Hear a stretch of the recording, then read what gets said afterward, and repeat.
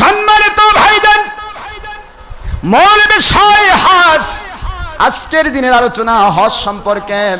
আমার আল্লাহর কোরআন বলেছেন, কোরআন শরীফে আল্লাহ পাক বলেন, দুনিয়ার মুসলমানেরা ঈমান এসেছে, নবীকে মেনেছো, আমাকে মেনেছো, আমার আসমানি কিতাব মেনেছো, সমস্ত কিছুকে মেনে নিয়া আমার আদেশ নিষেধ মানার জন্য এবার প্রস্তুত হয়ে যাও। যারা ঈমান আনলো, এবার ঈমান আনার পরেই তার উপরে আমার আদেশ নিষেধ মানা তাদের জন্য ফরজ হয়ে গেল। যা আমি কোরআন এবং সুন্নাহ দিয়ে আদেশ করেছি তা মেনে নেওয়া ফরজ, ছেড়ে দেওয়া মেনে নেওয়া ফরজ, ছেড়ে দেওয়া হারাম কবিরা গুনাহ। নামাজ, রোজা, হজ, যাকাত এগুলি মেনে নেওয়া ফরজ, ছেড়ে দেওয়া কি কবিরা গুনাহ। অস্বীকার করা বেঈমানি। আল্লাহ পাক কোরআন এবং সুন্নাহ দিয়ে যা কিছু নিষেধ করেছেন সেগুলি পরিত্যাগ করা ফরজ, আর সেগুলির মধ্যে ডুবে থাকা হারাম, আর হারামকে জায়েজ মনে করা বেঈমান। কথা ঠিক না ঠিক? যেমন সুদ, ঘুষ, জেনা, ব্যভিচার, চুরি, ডাকাতি, খুন খারাপি, নবী পাক সাল্লাল্লাহু আলাইহি ওয়াসাল্লামের দুশমনী, নবীকে আমাদের মতো বলা, বড় ভাইয়ের মতো বলা, মানুষ মাটির মানুষ বলা, আল্লাহর হাবিবের দেওয়া জায়েজ, শবে বরাতকে নাজায়েজ বলা, বেদাত বলা, আল্লাহর হাবিবের উপর দরুদ সালাম, মিলাদ, কিয়াম জায়েজকে নাজায়েজ বলা, আল্লাহর হাবিব হুজুর পাক সাল্লাল্লাহু আলাইহি ওয়াসাল্লামকে নিয়ে যত রকমের আকীদা আছে, যেখানেই যারা উৎপাত করবে, আমার আল্লাহর কোরআন ঘোষণা দিল তারা মুসলমান নয়, বেঈমান তারা। এই জন্য হিসাব করতে হবে ফরজ। আল্লাহ রাব্বুল আলামিন বুঝান, হজ তোমাদের জন্য ফরজ করা হলো। কিভাবে ফরজ হলো? কথাগুলি বলতে গেলে সময় লাগে, একটু দয়া করে শোনার চেষ্টা করুন। হজ আমাদের জন্য কি? আরো জোরে। যেটা আল্লাহর আদেশ সেটা কি? আল্লাহর আদেশ ফরজ। কি আদেশ দিয়েছেন আল্লাহ? কোরআন শরীফের সূরাতুল বাকারা দ্বিতীয় নম্বর সূরা, দ্বিতীয় নম্বর পারা, সূরাতুল বাকারা 196 এবং 197 নম্বর আয়াত শরীফ আমার আল্লাহ বললেন, দুনিয়ার মুসলমান আতিমুল হজ্জ ওয়াল উমরাতা লিল্লাহ,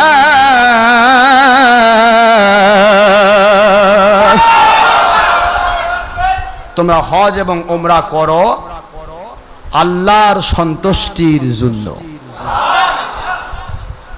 হজ এবং উমরা কার সন্তুষ্টির জন্য করব? আদেশটা কার? আচ্ছা দেখেন, আদেশ আল্লাহর, আল্লাহর সন্তুষ্টির জন্য হজ এবং উমরা করো, এই আদেশ কার? এই জন্য হজ কি হলো? ফরজ হয়ে গেল। সাল্লু আলাইহি ওয়া সাল্লিমু তাসলিমা, আমার নবীর উপরে তোমরা দুরূদ আর সালাম পেশ করো আদবের সাথে, ওটাও তো আল্লাহরই আদেশ। ও হজ করার আদেশ মানবেন, তার মানে 10 হাজিতে 1 হাজি ফ্রি, তার সাথে ডাল ফ্রি, তার সাথে ভত্তা ফ্রি। প্রতি বৎসর হজে যাবেন আর একটা করে সোনার বিস্কুট সকলের পকেটে পকেটে দিবেন। এখন ইদানিং কিন্তু ভালো ব্যবসা, জমজমাট ব্যবসা। একটা মুআল্লিম যদি যায়, কিছু কিছু মুআল্লিম, সবাই বলবো না, কিছু কিছু মুআল্লিম এখন বের হয়েছে। এখন আমাকে এক হাজি বলতেছে, হুজুর আমি দেখি আসার সময় আমার বক্সার মধ্যে একটা সোনার বিস্কুট। আমি ফট করে, কিরে আমার বক্সার সোনার বিস্কুট কেন? মুআল্লিমের কাছে বললাম, হুজুর কি ব্যাপার? চুপ করে থাকেন, এটা পরে দেখা যাবে। যে কয়জন হাজি নিয়ে গেছে প্রত্যেকের বক্সা একটা করে সোনার বিস্কুট দিছে। এক বিস্কুট 10 ভরি। কয় ভরি? তাহলে 100 জনের কাছে গেল, 110কে 1000 ভরি সোনা সে পাচার করে নিয়ে আসলো হজের নাম করে। চিন্তা করছেন? একটু বুঝুন, হজকে ব্যবসা বানানো যাচ্ছে। হজের উপর ভিত্তি করে কোটি কোটি টাকার মালিক হওয়া যাচ্ছে। হজের উপর ভিত্তি করে সৌদি আরবিয়াতে ওয়াহাবি খারেজিদের যাবতীয় সারা বাংলা ছাড়া পৃথিবীর যত রকমের ধনকুবের টাকাওয়ালা তাদের যাকাতের টাকা কোটি কোটি টাকা নিয়ে বাড়িতে ফেরা যাচ্ছে। এই জন্য হজের ভিতরে হাজারো হারাম কাজ হোক না কেন, ওয়াহাবি খারেজির কোনো ফতোয়া নাই, কোনো ফতোয়া তারা দেবে না। জানে যেটা যদি দেয় তাহলে তোমাদের ব্যবসা বন্ধ হয়ে যাবে। দুনিয়ার সব টাকা যদি একত্রিত হয় আমার আল্লাহর সন্তুষ্টির কাছে, মশার ভাঙা ডানা যেটা ফু দিলে উড়ে যায়, এক বাতাসে লক্ষ কোটি মশা পড়ে থাকে আর ডানাগুলি ভেঙে উড়ে যায়। বুখারীর হাদিস, মশার ডানার সমানও নয় দুনিয়ার সব টাকা পয়সা। সুবহানাল্লাহ। এই মশার ভাঙ্গা ডানার জন্য তুমি নিজের ঈমান নষ্ট করছো, সত্য কথা বলা থেকে নিজেকে মাহরুম করছো, বোবা শয়তান সাজতেছো। আসাকিতুল হককে শয়তান আখরাস, সত্য গোপনকারী বোবা শয়তান। আর কাউলুল হক ইনদা সুলতানিন জাইর আফদালুল জিহাদ, সমস্ত বাতিল শক্তি, বাতিল প্রশাসন, বাতিল তাগুত, বাতিল শাসক, বাতিল যাবতীয় 72 ফিরকা সকলের বিরুদ্ধে কোরআন সুন্নাহ সম্মত সত্য কথা বলা উত্তম জিহাদ। জিহাদ বাদ দিয়া তুমি বোবা শয়তান সাজতেছ 10 টাকা কামায়ের লক্ষ্যে। এজন্য তাদের মুখ থেকে হজের ভিতরে যে হারাম কাজগুলো হয় সেগুলোর ব্যাপারে তারা গুমায় পড়েছে, তাদের মুখে লাগাম লাগিয়েছে, তারা কোনোদিন বলে না। বরং আমরা যখন ক্লিয়ার করে দিচ্ছি তখন তারা বলতেছে উনি হজ অস্বীকার করছে। নাউজুবিল্লাহ পড়বেন না? সোনার ভাইয়েরা রে, হজ অস্বীকার করে না, হজ ফরজ আইন। জীবনে একটিবার আপনাকে হজ করতেই হবে। যদি আপনার উপর হজ ফরজ আইন ফরজ হয়ে থাকে অবশ্যই করতে হবে, এতে সন্দেহ নেই। আমরা কোনোদিন বলিনি আপনি ফরজ হজ করেন না, কিন্তু হজ করতে গিয়ে আজকের যুগে যে ব্যাপারগুলি ঘটানো হয়েছে, আজকের যুগে কিভাবে আপনি হজে মাবরুর জান্নাতি হজ করে বাড়িতে ফিরতে পারবেন সেই সিস্টেমটা আমরা জানিয়ে দিতে চাই। কথা কি বুঝতে পেরেছেন? ওই সিস্টেম জানাতে গিয়েই 72 ফিরকা বলতেছে উনি হজ অস্বীকার করছে। আসুন তো দেখি আমরা কিভাবে হজ অস্বীকার করলাম, একটু বুঝিয়ে দিই আমি। হজ অস্বীকার নয়, হজ ফরজ আইন। তবে হজটা হতে হবে আল্লাহর জন্য। কার জন্য? সোনার বিস্কুট চুরির জন্য না, মাল কামায়ের ধান্দা নয়, 10 হাজি 1 হাজি ফিরি এই উদ্দেশ্যে নয়। হজ হবে আল্লাহর জন্য, ভিক্ষা কামায়ের জন্য নয়, লক্ষ কোটি টাকা কামাই করার জন্য নয়। উদ্দেশ্য হবে লিল্লাহ, কোরআনের ভাষা, আমার আল্লাহর সন্তুষ্টির জন্য হজ করতে হবে। আসুন আমরা আল্লাহর সন্তুষ্টির জন্য হজ কেমনে করব এই সময় এটা একটু বলে দেই। কষ্ট হবে কি আপনাদের? হজ কিভাবে করতে হবে, কেমনে করতে হবে? আজকে তো বহুত কষ্ট। আপনার উপরে হজ ফরজ। যারা আমাদের এবছর, গত বছর অনেক কয়েকজন গিয়েছিলেন, এবারও আলহামদুলিল্লাহ অনেকেই আমাদের হজে যাচ্ছেন।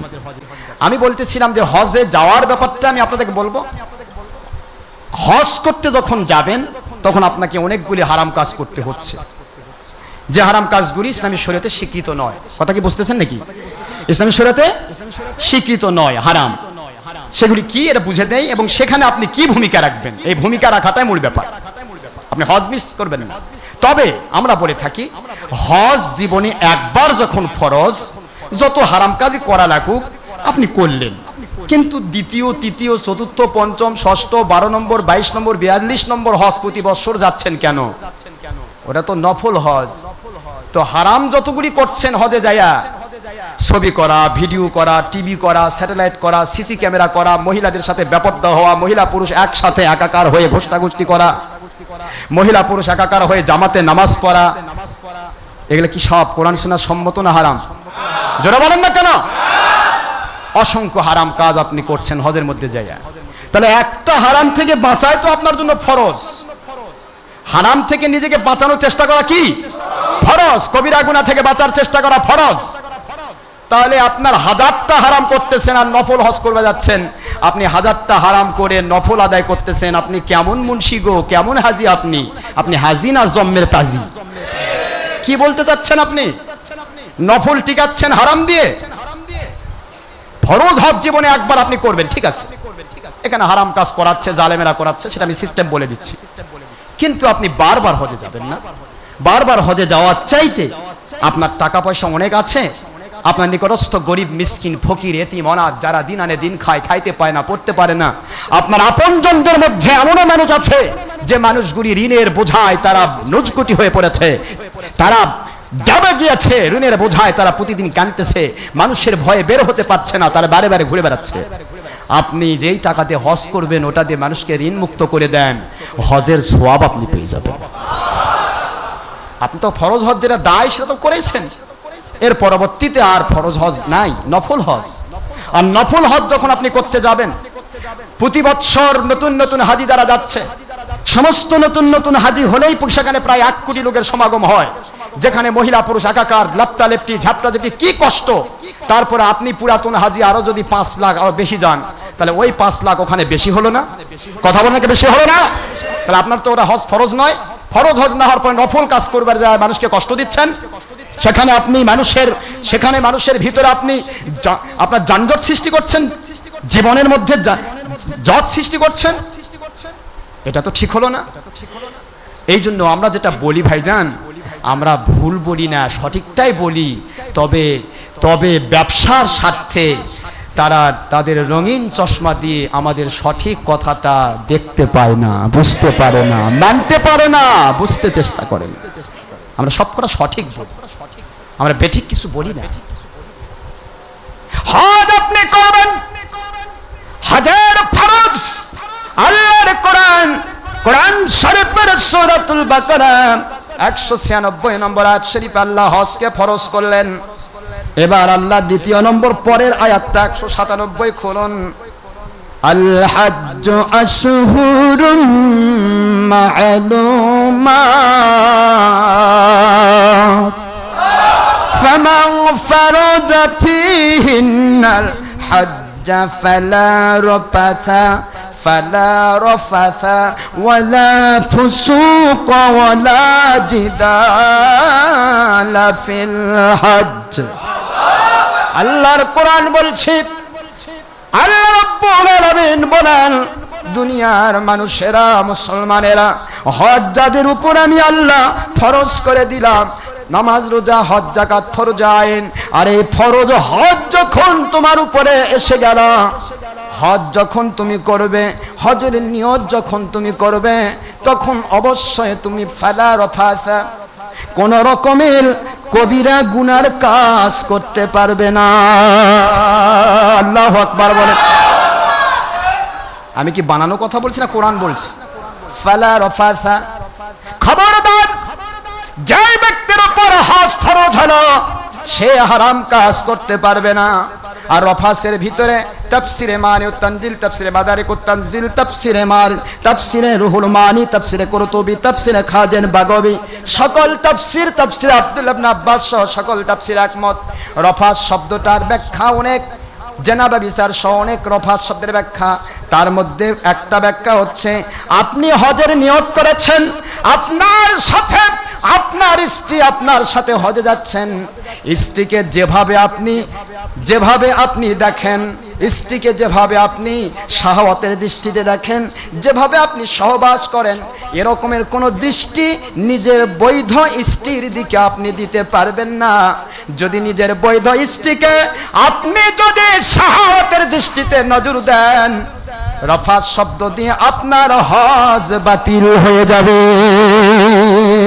আল্লাহু আকবার জোরে বলে। হজ, আপনি হজ করতে যাচ্ছেন, নিজের বৈধ স্ত্রী, যে স্ত্রী আপনার জন্য ফরজ ইবাদতের একটা আল্লাহ পাক পক্ষ থেকে, ওনার পক্ষ থেকে এক নিয়ামত, ঠিক না? ঠিক। সেই স্ত্রী আপনার সাথে আছে, আপনি হজের ইহরাম বেঁধেছেন, আপনি ওই মুহূর্তে স্ত্রীর দিকেও স্ত্রীর ভূমিকা নিয়ে, অর্থাৎ আপনি শাহাদাতের দৃষ্টি নিয়ে, সহবাসের দৃষ্টি নিয়ে আপনার স্ত্রীর কোনো অঙ্গে বা চেহারায় তাকাতে পারবেন না। যদি তাকান তাহলে আপনার ইহরাম ভঙ্গ হয়ে যাবে, হজ বাতিল হয়ে যাবে। কথা কি বোঝাতে পেরেছি আমি? তাই নিজের বৈধ স্ত্রীকে আপনি দেখতে পারতেছেন না। এখন হজে যাইয়া দেখেন, লাল বেটিসোল, কালো বেটিসোল, ফর্সা বেটিসোল, অমুক বেটিসোল, লম্বা, কালো, খাটা, অমুক তমুক, আরে কত, ডানে বেটিসোল, বামে বেটিসোল, সামনে বেটিসোল, পিছে বেটিসোল। মুন্সি সাহেব, হাজি সাহেব সেজদা দিচ্ছে, আল্লাহু আকবার, মানে মহিলার পিঠের উপর সেজদা দিচ্ছে। আমার কথা বোঝেন তো নাকি? যারা হাজি তারা বলবেন, কলিজায় হাত দিয়ে বলুন। হাজি আছেন না এখানে? এই হাজি ভাইরা বলুন, এই যে আমার হাজি সাহেব আছেন, কি এরকম ব্যাপার না? আপনি তাওয়াফ করছেন, মহিলা পুরুষ একাকার হয়ে তাওয়াফ হচ্ছে, আর সেই তাওয়াফের ভিতরে আল্লাহু আকবার ধ্বনি হয়ে আজান, নামাজের আজান হয়ে গেল। যেই মাত্র আজান সেই মাত্র নামাজ শুরু হয়ে গেল। কে কোথায় দাঁড়াচ্ছে তার সামনে মহিলা না পুরুষ কোনো ব্যাপার নেই, মহিলার পিঠের উপরে আপনি সেজদা দিচ্ছেন। সেজদা দেওয়ার জায়গাটুকু নাই সেখানে। আমার কথা কি বোঝেন নাকি আপনারা? আমি প্র্যাকটিক্যাল করেছি বলে বলছি, আমি তো হজ করেছি। যদি হজ আমি নিজে না করতাম, না হলে অন্ধ হতাম, তা তো না। হজ তো আমি নিজে করেছি। সোনার ভাইরা, তাহলে নিজের স্ত্রীর দিকে শাহাদাতের দৃষ্টিতে তাকালে তার হজ বাতিল হয়। আর বিভিন্ন ইন্টারন্যাশনাল বিভিন্ন দেশের মহিলা তাদের সাথে ঘোষ্টাঘুষ্টি করে হজ পাকা হয়। এই তো কথা বলেন না কেন? পাকা হয়।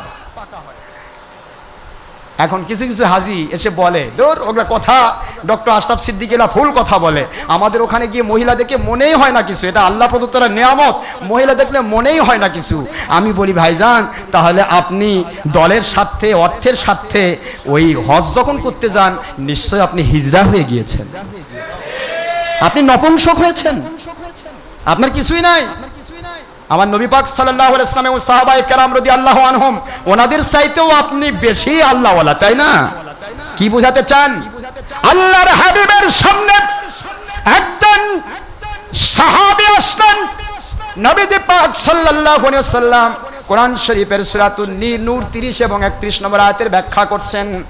খবরদার কোন পুরুষ মহিলার দিকে তাকাবে না, মহিলা পুরুষের দিকে তাকাবে না, হারাম। প্রথম দৃষ্টি মাফ করা হয়েছে, পরের দৃষ্টি হাই আছে লো করে দিতে হবে, লোং আছে ডিফার দিতে হবে। এই কথা বললেন আমার হাবিব। যদি এমন আমল করে তারা ফরজ ইবাদতের সওয়াব পাবে, আর যদি এখান থেকে যদি সে একটু এদিক সেদিক করতে চায়, বারবার তাকায়, জিনার গুনাহ হবে এবং এটাকে জায়েজ মনে করে কোরআন শরীফের 18 নম্বর পারা 24 নম্বর সূরা, সূরাতুন নূর 30 এবং 31 নম্বর আয়াত অস্বীকার করার কারণে তারা বেঈমান হয়ে যাবে। আপনার সূরা নূরের 31 এবং 31 নম্বর আয়াতের একটা প্রশ্ন দিয়েছেন, এর মধ্যে উত্তরটা হয়ে গেল। কথা কি বুঝতেছেন আপনারা? আল্লাহর হাবিব আমার নবী পাক সাল্লাল্লাহু আলাইহি ওয়াসাল্লাম বুঝাচ্ছেন, প্রথম দৃষ্টি মাফ করা হয়েছে, ইন্না লাকা নাজরাতাল উলা, প্রথম দৃষ্টি তোমার জন্য মাফ, লাইসা লাকা আখিরা, পরবর্তী দৃষ্টি তোমার জন্য হারাম, জায়েজ নেই। পরের দৃষ্টি হবে শাহাওয়াত, পরের দৃষ্টি হবে তোমার নফসানিয়াত, পরের দৃষ্টি দেয়া শয়তান তোমাকে রং লাগিয়ে দিবে। একটা কালো পেতনি মহিলার দিকেও যদি তাকাও, শয়তান তোমার সুন্দর স্ত্রীর চাইতেও তাকে রং লাগায়া দিবে। নাউজুবিল্লাহ। এই জন্য বাহিরের মহিলার দিকে যারা বারবার তাকায়, ওরা তাদের সুন্দর স্ত্রীর কাছেও মজা পায় না, আরাম পায় না, কারণ শয়তান বৈধ পন্থা থেকে তাকে অবৈধের দিকে রং লাগিয়ে দিয়েছে। এই রং যতক্ষণ পর্যন্ত সে না ভাঙতে পারবে, ততক্ষণ পর্যন্ত পরকীয়া প্রেমে যারা আসক্ত, যে সময় 22 নম্বর মানুষ, তারা তার স্ত্রীকে ভালোবাসতে পারবে না। পরকীয়া প্রেমে যারা যে সমস্ত আসক্ত মহিলা, 22 নম্বর মহিলা পরপুরুষের দিকে আসক্ত, সেই মহিলা আদৌ পক্ষে তার স্বামীকে ভালোবাসা দিতে পারবে না। ভাইজান আমার, বোঝার চেষ্টা করবেন। আল্লাহর হাবিব হুজুর পাক সাল্লাল্লাহু আলাইহি ওয়াসাল্লাম বোঝাচ্ছেন, খবরদার দ্বিতীয়বার আবার নজর দিও না। প্রথম নজর মাফ করে দেওয়া হলো, কারণ একটা প্রথম নজর মাফ করা হলো কেন? দেখতে হবে মেয়েটা তোমার মা হতে পারে, মা যদি হয় সম্মান করে আদর করে তোমাকে তার জন্য ব্যবস্থা গ্রহণ করতে হবে। মেয়েটা হতে পারে তোমার বোন, মেয়েটা হতে পারে তোমার গায়ের মুহরিমের মধ্য থেকে যে কোনো খালা, ফুফি, যে কোনো ভাগ্নি, যে কোনো কেউ, তোমার যাদের সাথে বিয়ে হওয়া হারাম, এমন ধরনের যাদের সাথে দেখা করা জায়েজ, বিয়ে যাদের সাথে হওয়া হারাম তাদের সাথে দেখা করা জায়েজ, বিয়ে যাদের সাথে হওয়া জায়েজ তাদের সাথে দেখা করা হারাম। জোরে বলুন সুবহানাল্লাহ। আমার নবী পাক সাল্লাল্লাহু আলাইহি ওয়াসাল্লাম এই কথাটা বুঝিয়ে দেওয়ার জন্য দুনিয়ার মানুষকে বুঝিয়ে দেন। এই জন্য প্রথম নজরটা মাফ করা হলো। দেখতে হবে, না দেখলে তুমি তোমার মায়ের খেদমত করতে পারছো না। হঠাৎ করে তোমার মা বিপদে পড়েছে, তোমার সামনে এসেছে, পরনারী মনে করে যদি তুমি নিজেকে নত করে দাও, তোমার মায়ের সাথে দুর্ব্যবহার হয়ে গেল, মা হয়তো মন খারাপ করে বদদোয়া করতে পারে। এই জন্য ইসলাম কত সুন্দর, যদিও পরনারীর দিকে পরপুরুষ তাকাতে পারবে না, পরপুরুষের দিকে পরনারী তাকাতে পারবে না, কিন্তু আমার আল্লাহ পাক প্রথম দৃষ্টিটা মাফ করে দিলেন। হুজুর পাক সাল্লাল্লাহু আলাইহি ওয়াসাল্লাম এই কথাগুলি যখন বোঝাচ্ছিলেন, এই কথা বোঝানোর সময় বলছেন, কেন পরনারী পরপুরুষের দিকে তাকাবে না? কারণ শয়তান রং লাগায় দিয়া তাকে জেনাবে বিচার করাবে। জেনাবে বিচার প্রথম ঢুকে নজর দিয়া। কোন দিক দিয়া? আর কথা বলে কোন দিক দিয়া? বুখারী শরীফের হাদিস, প্রথম জেনা হলো নজর। প্রথম জেনা কি? নজর দিয়ে জেনা ঢোকে, আর গুপ্তাঙ্গ দিয়ে তা বের হয়ে যায়। নাউজুবিল্লাহ পড়বেন না? নজর হলো প্রথম জেনা। নজর যদি বারবার দেয় জেনার গুনাহ হবে। শয়তান তার ভিতরে ঢুকবে, মহিলার ভিতরে ঢুকবে, বারবার ধোঁকা দিবে, এরপরে তার ব্রেন থেকে পরিচালনা করবে, জেনাবে বিচারের দিকে তাকে উদ্বুদ্ধ করবে। ব্রেন তখন সায় দেবে, সায় দেওয়ার পর আগাতে থাকবে। ব্রেনের গুনাহ হচ্ছে চিন্তা করা, হাত দিয়ে ধরা হাতের গুনাহ, পা দিয়ে যাওয়া পায়ের গুনাহ, আপনার শরীর সেটাকে সম্পাদন করা পুরা জেনার একটা রূপ। এই রূপের প্রথম টার্গেট হচ্ছে নজর। জোরে বলুন সুবহানাল্লাহ।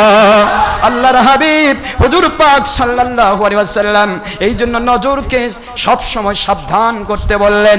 কিন্তু ইহুদি নাছাড়া সাদা কুত্তার জাতিরা, ওই সমস্ত বিরোধীর বেনিয়ারা, কোন নবী মুসলমানদের বিরোধী, নবীজির দুশমনেরা, তারা চিন্তা করলো সৌদি আরবিয়ার মতো সৌদ বিন আব্দুর রহমানের নামে জলদস্যু পরিবারের নেতার নামে যে দেশের নামকরণ হলো সৌদি আরবিয়া, জাজিরাতুল আরব ছিল বুখারীর হাদিস অনুসারে সৌদি আরবের নাম। জোরে বলেন সুবহানাল্লাহ। কিন্তু জলদস্যুর নামে নামকরণ করা হলো। ওই জলদস্যুর নামে নামকরণ করা যখন হয়েছে, তখন থেকে সেখানে ছবি জায়েজ করা হয়েছে, ভিডিও জায়েজ করা হয়েছে, টিভি জায়েজ করা হয়েছে, মহিলা পুরুষ একাকার করে হজের ব্যবস্থা করা হয়েছে। মুসলমান একবার চিন্তা করবেন না এই সমস্ত ব্যবস্থা মনে হয় নবীর যুগ থেকে এসেছে। খবরদার, খবরদার। আমার নবী পাক সাল্লাল্লাহু আলাইহি সাল্লাম ওনার সময়ের এক নয় দুই নয়, প্রায় 1000 বছর, 1150 বছর পরে এদের উদ্ভব। এরা আসলো, ওরা প্রথমে টাকার ভিতরে ছবি দিল, ওরা প্রথমে জাজিরা টিভি চালু করলো, ওরা প্রথমে মহিলা পুরুষ জামাতে নামাজ পড়া চালু করলো, ওরা প্রথমে মহিলা পুরুষ একাকার করে বেপরদা করে হজ করা চালু করলো। কারণ তারা বোঝাতে চাইলো, বুখারী শরীফের 2য় খণ্ড 828 পৃষ্ঠা বাবু কিতাবুত তাজবির ছবির অধ্যায়, মুসলিম শরীফের 1ম খণ্ড 820 পৃষ্ঠা বাবু কিতাবুত তাজবির ছবির অধ্যায়, প্রায় 353টি হাদিস দিয়ে প্রমাণিত, ইচ্ছা করে জোর করে জুলুম করে চাপিয়ে দেওয়া ছাড়া ইচ্ছা করে যারা ছবি মূর্তি গান বাজনার সাথে লেগে যাবে ওরা জাহান্নামী, ওরা জাহান্নামী। এই হাদিস শরীফ যখন তারা বুঝলো, ওরা বলল ঠিক আছে, এইটা যদি না করি তাহলে মুসলমানকে তো হারাম কাজের অত করা গেল না, ছবি চালু করে দাও, মূর্তি চালু করে দাও। যে মূর্তি ভাঙার জন্য নবী এসেছেন, যে ছবি ভাঙার জন্য নবী এসেছেন, যে গান বাজনা ভাঙার জন্য নবী এসেছেন, নবী পাক সাল্লাল্লাহু আলাইহি ওয়াসাল্লামের বিরুদ্ধাচরণ করার জন্য তারা প্রথম জাজিরা টিভি চালু করলো। টিভির মধ্যে তারা চালু করে দিয়া সেখানে তারা আল্লাহর হাবিবের সাহাবায়ে কেরামের রেখে যাওয়া সত্যিকারের ইসলামের যে সমস্ত নিয়ম নীতিগুলো সব তারা চেঞ্জ করে দিল। মাজার গুলি সাহাবায়ে কেরাম রাদিয়াল্লাহু আনহুম, সকল সাহাবীর মাজার শরীফ ছিল, মাজার শরীফগুলি ভেঙে তারা তছনছ করলো।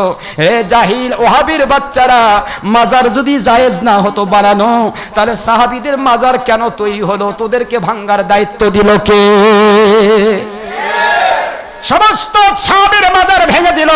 নবী পাক সাল্লাল্লাহু আলাইহি ওয়াসাল্লামের রওজা পাক ভাঙতে গেল, বারবার 3 বার ভাঙতে গিয়া যারা ভাঙতে গিয়েছে সাপ দংশন করে তাদেরকে দুনিয়া থেকে বিদায় করে দিল। আল্লাহু আকবার।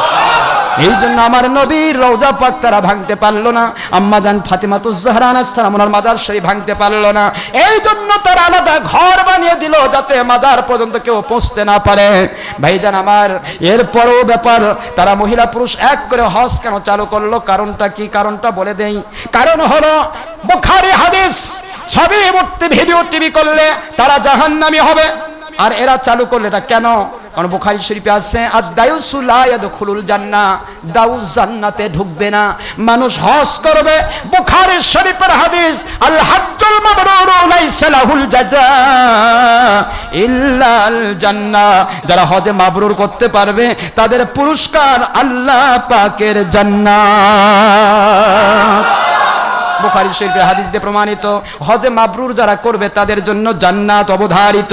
এরা চিন্তা করল, একটা মানুষ যখন হজ করবে, হজ করতে আসবে কিন্তু বেপরদা হওয়া হারাম। আর দায়ুসু লা ইয়াদখুলুল জান্নাহ, এটাও সহিহ হাদিস। দাউস কখনো জান্নাতে যাবে না। পুরুষ মহিলার সাথে, মহিলা পুরুষের সাথে যদি লেপটালেপটি হয়, পরনারী পরপুরুষের সাথে, তাহলে তারা দাউস হবে।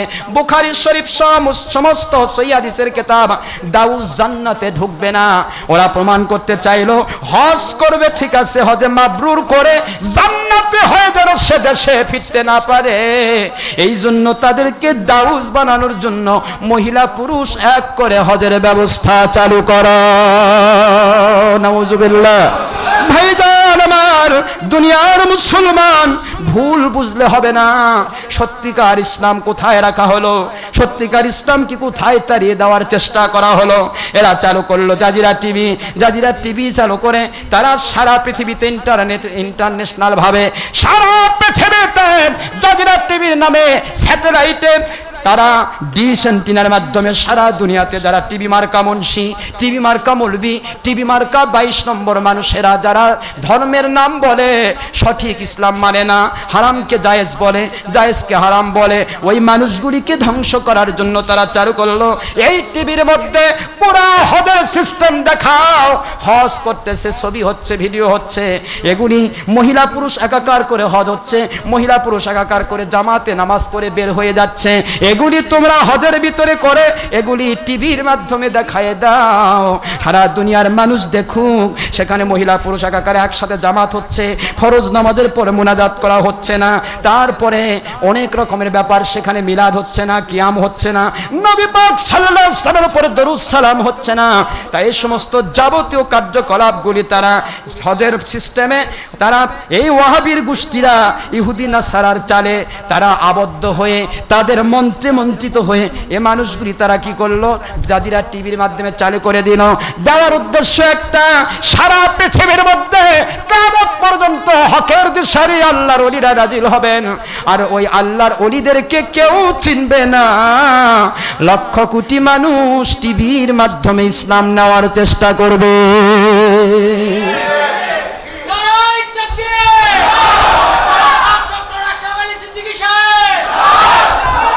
টিভির মাধ্যমে তারা ইসলাম নেওয়ার চেষ্টা করবে।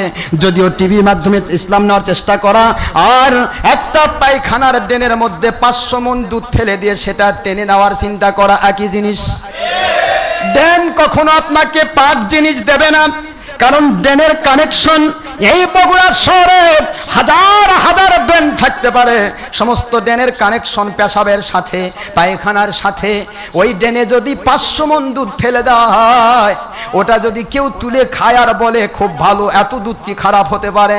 এ ব্যক্তি যেরকম হারাম খায়া খুশি হচ্ছে, টিভির পর্দায় ইসলাম নেওয়া একই রকমের হারামির লক্ষণ। সোনার ভাইজান, টিভির পর্দার প্রথম টার্গেটই হলো ছবি।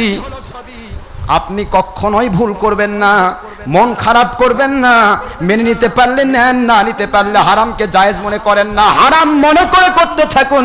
একদিন না একদিন তওবা করে আপনি ফিরে আসতে পারবেন, আপনার কবিরা গুনাহগুলো মাফ করে দিয়ে আল্লাহ পাক আপনাকে নাজাতি বানিয়ে দিতে পারেন। কিন্তু হারামকে জায়েজ বললে সঙ্গে সঙ্গে বেঈমান হয়ে যাবেন, আর বেঈমানের নামাজ রোজা হজ যাকাতের 4 পয়সার মূল্য নাই।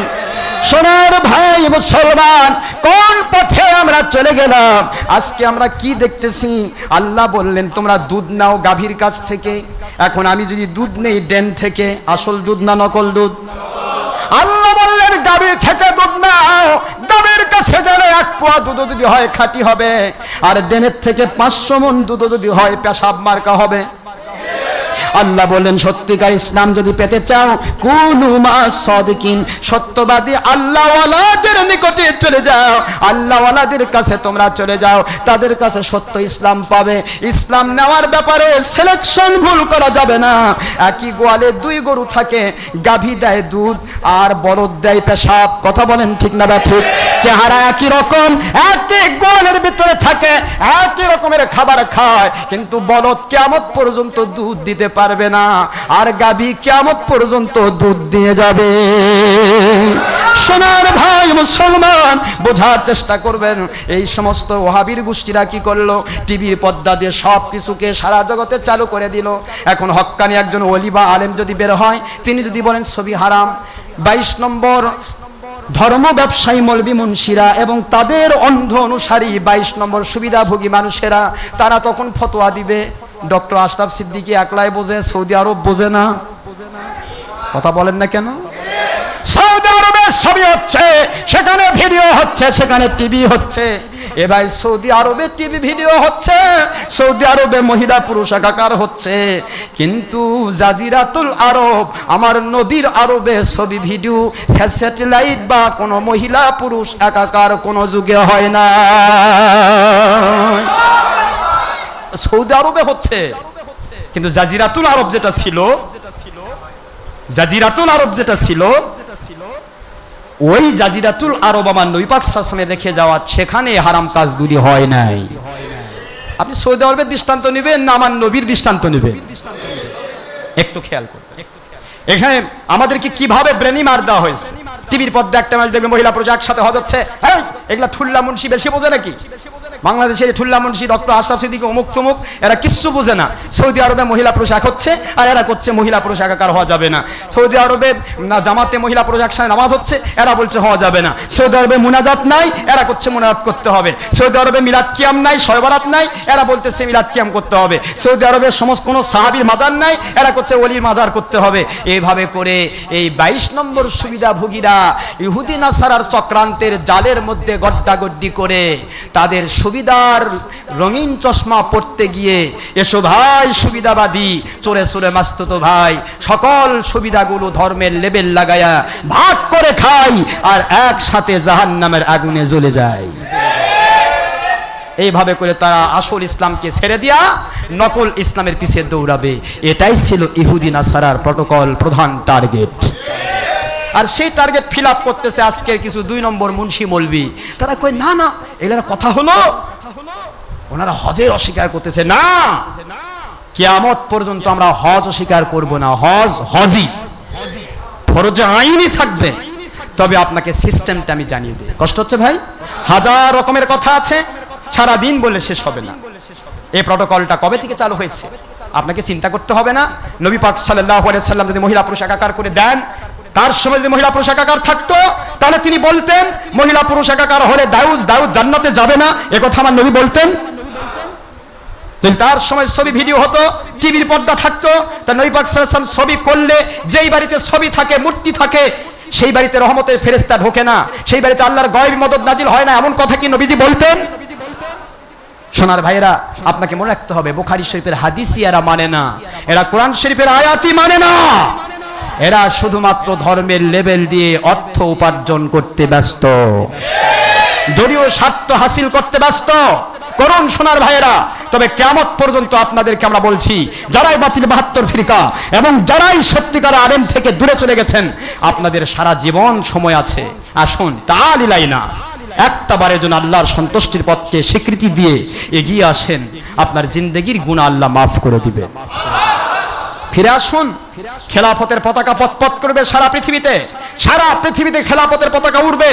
কারণ 300 কোটি মুসলমান সিংহ শাবক পৃথিবীতে বাস করছে, কিন্তু আমরা হতে দিচ্ছি না। কারণ আমরা সারাটা জীবনই গণতন্ত্রীদের নিংটি ধরবো, একবার খালেদার নিংটি, একবার হাসিনার নিংটি, খালেদার নিংটি, হাসিনার নিংটি, একবার আমেরিকার নিংটি আর একবার ওয়াহাবি সৌদির নিংটি। আল্লাহ এবং আল্লাহ রসুলকে ধরতে পারেন নাই বলেই আজও মানুষ খেলাফতের মজা পাচ্ছে না। আল্লাহ এবং আল্লাহ রসুলের খেলাফতের পথ ধরুন, খেলাফতের প্রেরণা আসুন। আপনার 2 নম্বর পথে যেতে হবে না, জনগণের সকল ক্ষমতার উৎস ওই গণতন্ত্রের নিংটি ধরতে হবে না।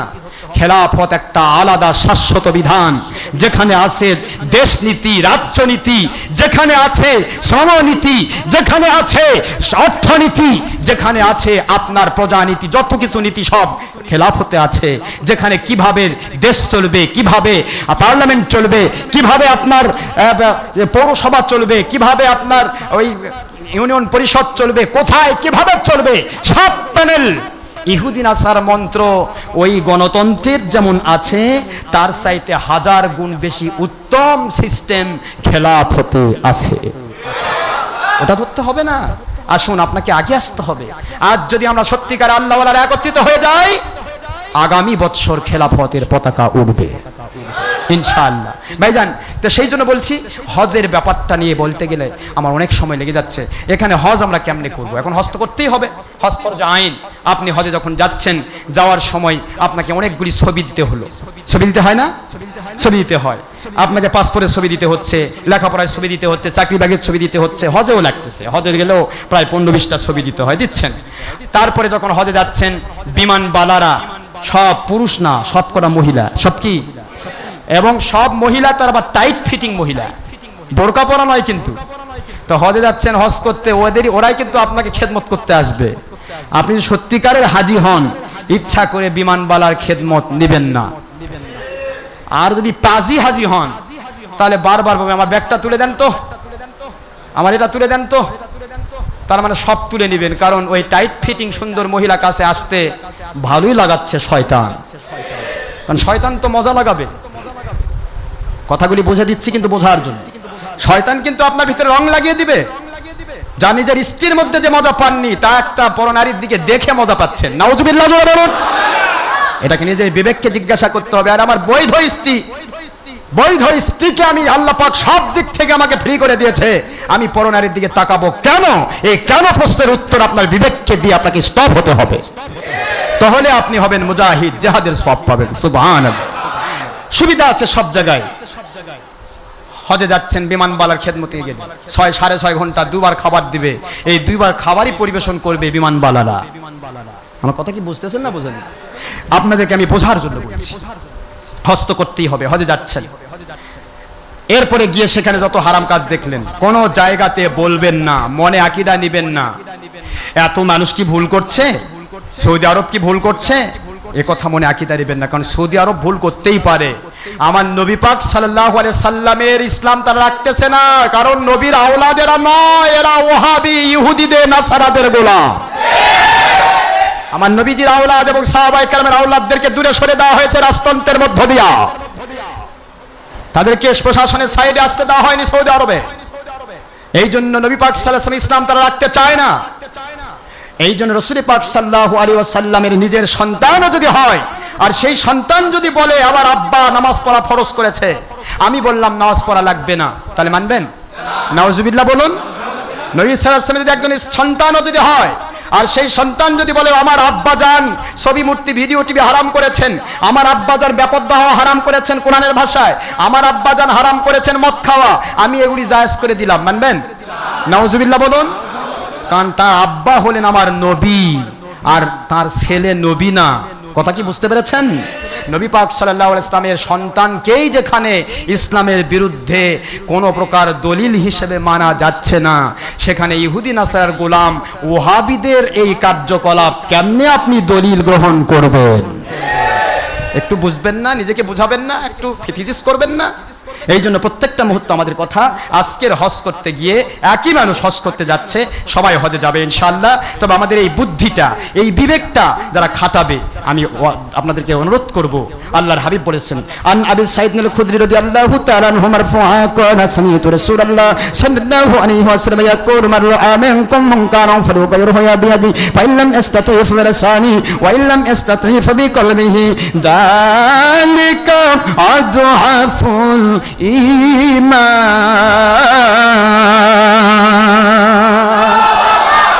মুসলিম শরীফ সাহেব 40টিরও বেশি হাদিস শরীফের কিতাব।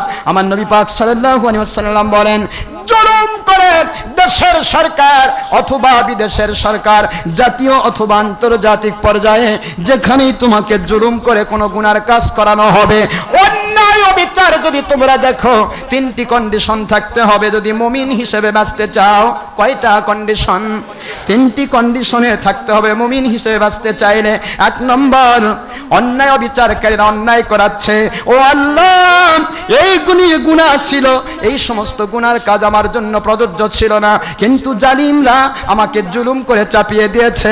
এই জুলুমের ক্ষেত্রে আপনার 3টা কন্ডিশন। 1 নম্বর, যদি ক্ষমতা থাকে হাত দিয়ে বাধা দিতে হবে। হাত দিয়ে বাধা দেওয়ার ক্ষমতা না থাকলে মুখ দিয়ে ওয়াজ করে বাধা দিতে হবে। যেই ভূমিকাটা আমরা আল্লাহর গোলামরা পালন করে যাচ্ছি, মুখ দিয়ে বাধা দিতে হবে, নয়তোবা মুখ যদি বোবা হয়ে যায়, বাতিলদের টাকা খায়া যদি মুখ বন্ধ হয়ে যায়, তাহলে কমের পক্ষে অন্তর দিয়ে ওই গুনার কাজগুলিকে ঘৃণা করতে হবে।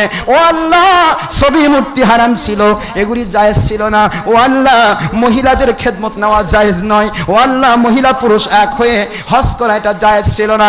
ও আমার আল্লাহ, সব video, TV, satellite, CC camera এগুলি তারা চালু করেছে। মহিলা পুরুষ একসাথে জামাত করা জায়েজ ছিল না, সব তারা চালু করেছে। আমি তো ফরজ হজ করতে আসলাম, এসে আমি অপারগ হয়ে গেছি, মাজুর হয়ে গেছি। আল্লাহ, মেহেরবানি করে আমাকে গুনাহগুলি থেকে বাঁচান, আর ওদেরকে জালিমগুলোকে দয়া করে হেদায়েত করেন, তারা এ পথ থেকে যেন দূরে সরে যায়, আর কোরআন সুন্নাহর খেলাফত কায়েম করে দেন। এই রকমের টার্গেট, মনের বাসনা, মনের ভিতরে যদি গুনার ঘৃণাগুলি তার ভিতরে না থাকে, আমার নবী বলেন তারা মুসলমান থাকবে না, তারা বেঈমান। কথা কি বোঝেন?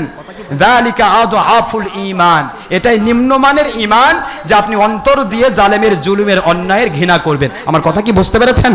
তাহলে এই ঘৃণাটুকু যদি আপনি করে আসতে পারেন, ঘৃণা করেছেন সমস্ত বাতিল হারাম কাজগুলোকে ঘৃণা করেছেন আল্লাহ এবং আল্লাহ রাসূলের স্বার্থে, আমার আল্লাহর কুদরত ঘোষণা দেয়, রে মুমিনেরা, মুসলমানেরা, মুত্তাকিরা, তোমরা অপারগ হয়ে যখন গুনার কাজ করেছো, ওরা জালেমরা চাপিয়ে দিয়েছে, অন্তরের ভাষা কেউ না বুঝলো রে, আমি আল্লাহ রব্বুল আলামিন তোমার অন্তরের ঘৃণার ভাষাটা বুঝে নিলাম।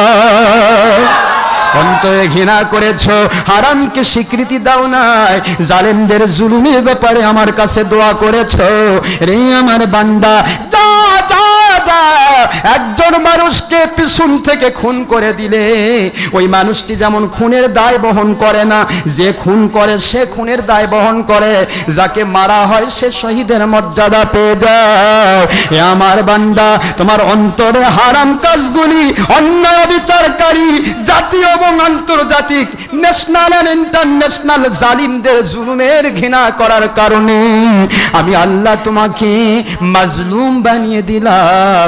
তুমি হজে মাবরুর করে জান্নাতি মানুষ হিসেবে বাড়িতে ফিরে যাও। আর যদি বলেন না এত মানুষ ভুল করতেছে, তে গেছে ওহাবিদের খুঁজি করবার যায়, তাদের মত মানতে গিয়া কোরআন হাদিসের বাণীকে আপনি অস্বীকার করেছেন, হাজি হজ করতে যান নাই, পাজি হইয়া বেঈমান হয়ে দেশে ফিরে এসেছেন। মনে রাখবেন, একই হজ, আপনি যদি ঘৃণা করে হারাম কাজগুলোকে ঘৃণা করে জীবনে একটিবার হজ করা ফরজ এই হিসেবে হজ করতে যান, আপনি হজে মাবরুর করে জান্নাতি হয়ে বাড়িতে ফিরতে পারবেন। আবার যদি বাতিলদের কাজগুলোকে স্বীকৃতি দেন, তাহলে আপনি জালিমের সাথে সম্পৃক্ত হয়ে বেঈমান হয়ে বাড়িতে ফিরে আসবেন। নাউজুবিল্লাহ। আসুন আল্লাহ পাক আমাদেরকে সত্যিকারে হজ করবার তৌফিক দিন। যারা হজে যাচ্ছেন, যেইগুলি বললাম মোটামুটি আমল করার চেষ্টা করবেন। আর আমাদের হজের উপরে আলোচনা আছে, সেটা শুনবেন। পাশাপাশি হজের উপর লেখা আমাদের বই আছে, এই অংশটা আপনারা করবেন, ফটোকপি করে নিয়ে যাবেন, সাথে রাখবেন। হজের কোন জায়গায় কিভাবে কোন কাজ করতে হবে সমস্ত নিয়মগুলি আমাদের লেখা আছে, এগুলি আপনারা সেটা দেখে দেখে হজ করবেন। আমি আজকের মতো আপনাদের আর কষ্ট দিতে চাই না, অনেক দেরি হয়ে গেল। মহান আল্লাহ সবাইকে সত্যিকারে ইসলাম বুঝবার, জানবার, মানবার তৌফিক দিন। বাতিল 72 ফেরকা থেকে বাঁচিয়ে আল্লাহর সন্তুষ্টির পথে, খেলাফতের পক্ষে, জান্নাতি পথে আল্লাহ কবুল করুন, আমিন। ওমা আলাইনা ইল্লাল বালাগ। আমি আবারও বলছি, আমরা কোনো আলেমের বিরোধী নই, কোনো কারো বিরোধী নয়। পৃথিবীর যে প্রান্তেই থাক, যারা আলিম ওলামা, যারা পীর সাহেব, তারা যদি কোরআন শরীফ, হাদিস শরীফ, ইজমা, কিয়াস সম্মত জীবন যাপন করেন, অবশ্যই তারা হক পথে আছেন, তারা আমার মাথার তাজ। আর যদি কোরআন শরীফ, ইজমা, কিয়াসের বাইরে চলেন, ধর্মের লেভেলধারী, সারাটা জীবনই তাদের বিরুদ্ধে আমরা এ জেহাদ চালিয়েই যাব ইনশাআল্লাহ।